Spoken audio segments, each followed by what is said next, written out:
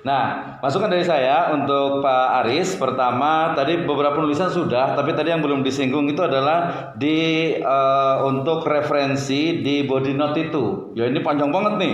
Ada judul, ada tahun, ada juz, ada karyanya gitu. Itu hampir semuanya itu dihilangkan, bukan dihilangkan. Cukup nama terakhir dan tahun. Kalau mau halaman boleh, ya. Halaman buku biar kelihatan bahwa itu memang lihat buku gitu, bukan cuma ininya aja gitu ya. Jadi nama terakhir dan tahun serta halaman itu hampir semuanya itu diperbaiki ya, itu diperbaiki. Kemudian juga termasuk juga tadi yang di belakang itu yang di daftar pustakanya. Nanti semuanya belajar menuliskan daftar pustaka ya. Judul itu miring.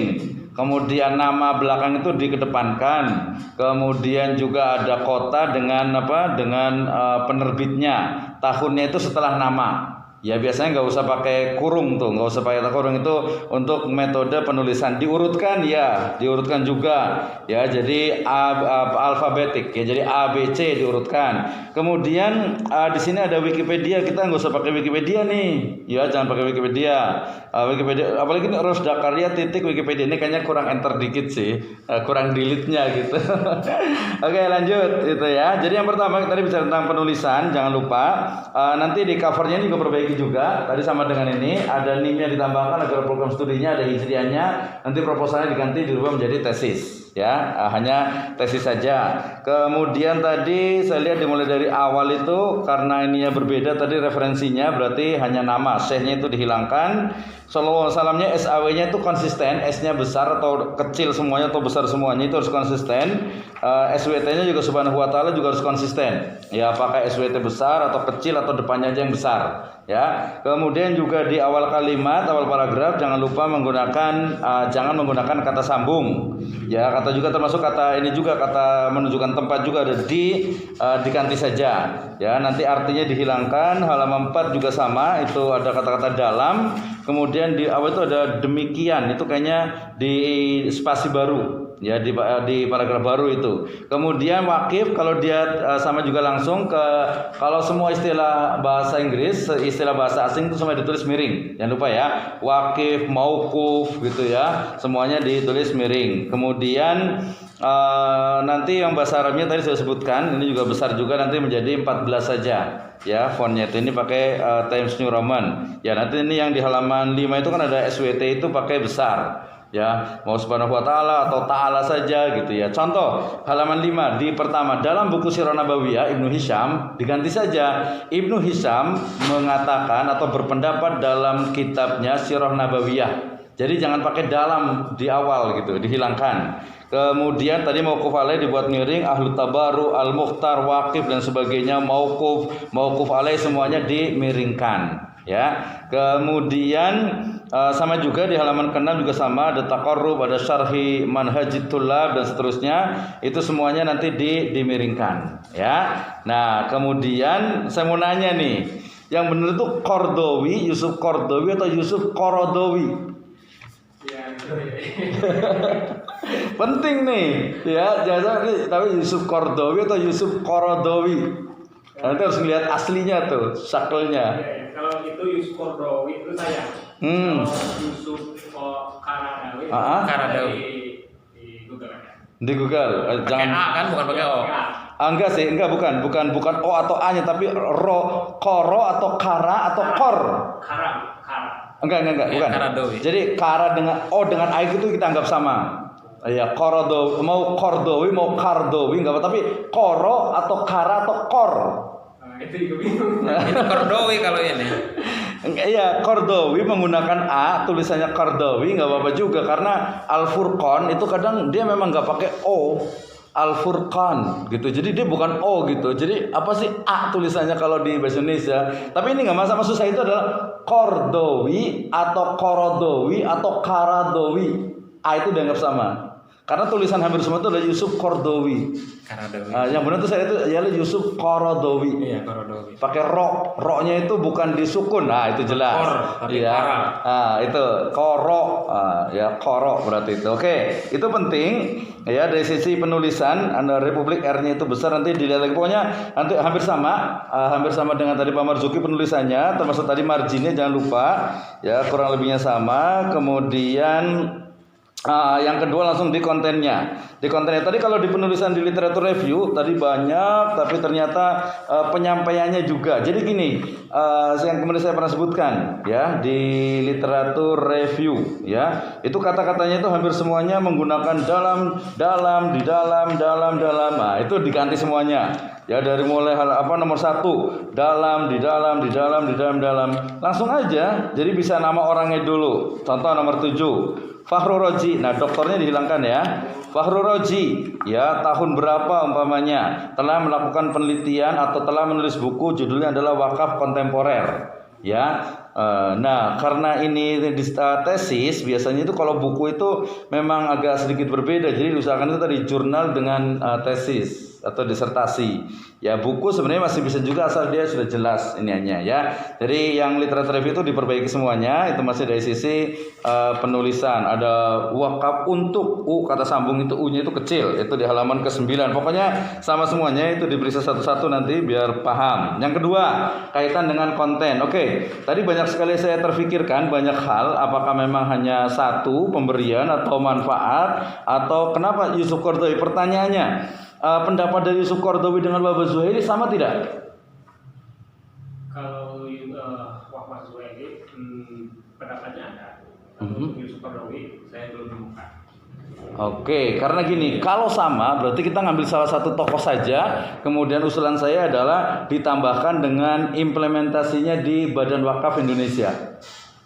Gitu. Tadi kalau mamanya ngapain? Kalau mama sama kok diteliti dua-duanya. Ya kalau tadi Bapak Bukhari pilih salah satu, tapi kalau dua-duanya beda itu masih boleh. Tapi kalau dua-duanya pendapatnya sama, dan kayaknya saya agak cenderung itu sama, boleh gitu ya. Karena tadi pemberian orang non muslim itu kan sebenarnya memang orang ngasih, kemudian oleh yang menerima itu dijadikan harta wakaf. Kayak saya pikir semua juga no problem tuh, nggak ada masalah kan. Dan orang juga sepakat bahwa itu bukan wakaf gitu, tapi itu adalah hibah. Ya ada hibah. Nah yang menarik kalau mamanya pemberiannya itu nggak usah dipermasalahkan dan memang tidak ada masalah, mendingan ini aja pemanfaatan hasil wakaf atau pemanfaatan wakaf untuk non muslim menurut Wahbah Zuhaili dan implementasinya di Badan Wakaf Indonesia. Jadi kita akan lihat di Badan Wakaf Indonesia mereka boleh nggak sih berpendapat boleh atau tidak sih? Dari mana dapatnya? Ya dari yang buku-buku yang diterbitkan oleh mereka, atau langsung wawancara dengan beberapa tokoh dari Wakaf Indonesia. Nah, itu kayaknya lebih ini Pak Bukhari ya. Langsung ke pemanfaatan ya. Betul. Pemanfaatan hasil wakaf untuk non muslim itu lebih tertarik daripada pemberian non muslim. Iya. Jadi karena kalau pemberian itu kalau pemberian ya namanya orang ngasih ya ngasih aja. Ya walaupun sebenarnya kalau secara fikih bisa dikaji, tapi ya orang ngasih ya diterima lah, gitu kan. Orang ngasih terima, kecuali ngasihnya ada sedikit sesuatu gitu, ada tujuan lain gitu. Itu mungkin lain lagi, tapi namanya ngasih ya diterima. Cuman pemanfaatannya, walaupun ini juga sudah hampir diketahui juga. Nah nanti di dalamnya tetap mengutip Yusuf Qaradawi itu boleh. Ya, cuman kalau Yusuf Qaradawi itu kayaknya dia lebih cenderung zakat ya. Walaupun Wahbah Zuhaili juga memang ke umum sih fikih semuanya. Tapi kalau yang paling lengkap, nah dilihat dulu memang. Kalau mamanya Yusuf Qaradawinya belum ada dan belum ketemu, ya nggak apa-apa, nggak usah dicari. Tinggal yang Wahbah Zuhailinya aja. Nah, cuman Wahbah Zuhaili itu langsung spesifik ke pemanfaatan wakaf atau hasil wakaf untuk non muslim. Ya, untuk atau oleh gitu ya. Ya, walaupun tadi saya sempat kepikiran juga, ya udah tema utamanya adalah wakaf dan non muslim. Itu bisa juga jadi wakaf dengan non muslim, baik non muslim itu memberikan ataupun non muslim itu memanfaatkan. Ya, tapi itu terlalu panjang juga nanti ini ya, karena mungkin yang di pertama itu pemberi itu nggak ada masalah ya. Oke, jadi itu usulan saya. Kemudian kalau seperti itu berarti kita rubah juga beberapa latar belakangnya. Ya kan, latar belakangnya ternyata apa? Banyak dari dulu. Umpamanya tadi tanahnya siapa? Khaybar, tanahnya Umar bin Khattab, ya itu kan memang orang non muslim, tapi hasilnya untuk siapa aja? Atau mungkin sumurnya Utsman bin Affan, itu untuk siapa saja? Nah, itu. Jadi nanti fikih dari madhabnya itu dibahas juga di awal. Kenapa? Karena Wahbah Zuhaili pasti, ya insya Allah beliau itu juga akan mengutip dari pendapat-pendapat terdahulu. Jadi kita akan menemukan cara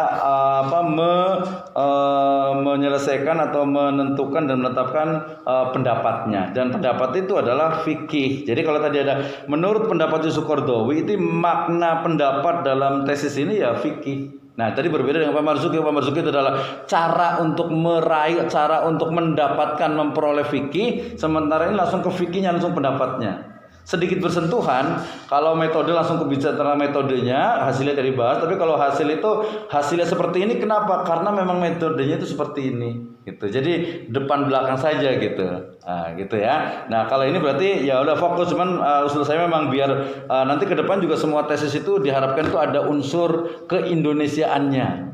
Sebenarnya bukan Indonesia sih, lebih ke arah ke kontemporer itu kelihatan.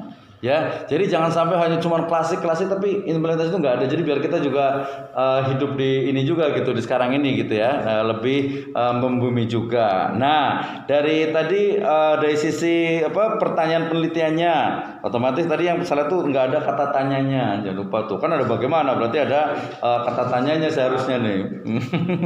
Ya, oke. Kemudian berarti kalau tadi umpamanya dirubah, berarti satu, gampang aja. Pertama, bagaimana pendapat Wahbah Zuhaili terhadap pemanfaatan harta wakaf untuk non muslim. Yang kedua, bagaimana Badan Wakaf Indonesia tentang hal ini gitu ya, tentang implementasi dalam BWI. Ya, BWI itu bagaimana? Taunya dari mana? Dari buku-buku terbitannya, dari mungkin ada websitenya, ada jurnal dan sebagainya yang resmi bahwa itu adalah pendapat dari BWI. Gitu ya. Insya Allah sudah ada, yakin sih kayaknya itu. Oke, itu tujuannya berarti berubah. Nah, kerangka teorinya berarti nanti kalau memang fokus ke Wahbah Zuhaili plus nanti ada BWI-nya juga, ya. BWI-nya juga dibahas juga, sejarahnya dan sebagainya. Nah, setelah itu, jadi gini, nanti kita ganti kerangka teori, kemudian yang bab 3 itu jadi metode penelitian, ya. Nah, di sini kalau mau kita membuat kerangka teori itu di bab 2 itu diurutkan pemanfaatan harta wakaf, berarti ngomongin tentang wakaf dulu. Untuk non muslim, berarti untuk non muslim. Kemudian menurut Wahbah Zuhaili, ada Wahbah Zuhaili. Kemudian setelah itu baru Badan Wakaf Indonesia BWI. Nah itu juga dia sistematis berurutan, jadi nanti enak. Nah setelah itu baru kerangkanya. Ini yang paling penting nih, saya ulang lagi tentang kerangka teori. Jadi ketika bicara tentang harta pemanfaatan wakaf itu untuk non muslim, itu dasarnya apa sih teorinya itu? Oh, mungkin ada yang mengatakan bahwasanya ya wakaf itu ya untuk semuanya. Ada kan, kalau kita tahu kan wakaf itu ya untuk muslim. Terus gimana kalau untuk non muslim? Kalau zakat kan tadi ada mu'alaf itu qulubuhum, walaupun nanti ada dua pendapat juga di situ. Ada yang mengatakan yang sudah masuk Islam atau yang akan masuk Islam, ya. Nah, kalau wakaf itu seperti apa? Ya, praktiknya, pendapat-pendapatnya. Nah, teori-teori itu digabungkan, itu nanti didialogkan di bab kedua.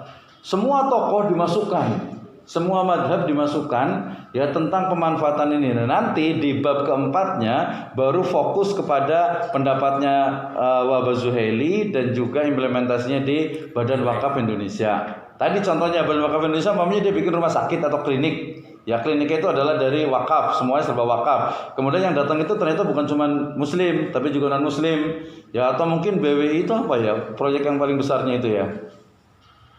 Kalau mamanya di itu kan ada zona Madinah, kalau dompet duafa, gitu kan. Kemudian juga apalagi gitu ya. Nanti cari yang di bagian-bagian wakaf-wakaf itu. Atau kalau kita katakan wakaf mamanya di Semarang, Yayasan Wakaf Sultan Agung itu kan wakaf. Rumah sakitnya juga tuh kalau salah tuh ya. Tapi di situ ada non muslim. Tapi kalau non muslim dia make, kemudian kalau hanya memanfaatkan dengan bayar kan beda, ya kan? Kalau rumah sakit, kemudian kalau kuliah dia juga sama kampusnya, kampus wakaf, kemudian kuliah di situ non muslim boleh. Tapi kalau mau dapat beasiswa di situ, itu baru memanfaatkan dari wakafnya itu. Jadi harus detail gitu ya. Itu dari sisi ininya. Kemudian terakhir itu dari sisi metode. Ini penting sekali nih karena kita sedang ini. Tadi yang saya kepikiran itu adalah nanti beli bukunya kayaknya udah nggak terbit lagi. Coba cari bukunya Cik Hasan Bisri. Ya, judulnya itu Metode Penelitian Fikih. Itu dari UIN Bandung. Nanti ada metode penelitian fikih. Nanti yang pasti nanti di bab 3 ini, karena yang paling penting juga di daftar pustaka itu ada, tetapi tidak ada, tapi di body itu ada, di teks ada. Ini ketahuan ini, berarti ini aja nih ada Hermawan di situ. Saya cari-cari mana Hermawan itu, yang nggak ada ternyata nih. Ini penting. Jadi nanti semuanya kayaknya kita wajibkan aja pakai buku saya salah satunya untuk metode penelitian. Nanti kayaknya di sini bisa dipakai. Nah, itu nanti untuk referensi ini. Jadi yang Hermawannya itu dihilangkan saja, ya, karena hampir semuanya sama. Nah, ini nanti semuanya belajar tentang metode penelitian fikih, ya. Sebenarnya itu adalah ilmu yang kita combine, ya, antara ilmu metode penelitian dengan ilmu usul fikih. Sebenarnya kita pengen tahu tadi pendapat itu kan teori, ya, walaupun pendapat itu lebih rendah dari teori, tetapi pendapat itu adalah kan fikih. Nah, bagaimana fikihnya dari Wahbah Zuhaili dengan Yusuf Qaradawi itu? Gitu. Jadi itu dibaca, ada yang buku saya metode penelitian muamalah itu juga digunakan, sama metode penelitian yang hukum Islam juga bisa digunakan untuk memastikan dan implementasinya. Berarti nanti ada combine, ada tambahan. Kalau mamanya nggak mungkin ke BWI, bisa telepon, bisa lihat publikasinya, itu bisa digunakan juga. Itu ya. Nanti ada di sana kan ada Pak Henry Tanjung, ada Pak Nurul Huda juga. Pak Nurul Huda itu juga ya bisa dihubungi tuh, bisa lewat telepon semuanya. Baik, itu ya.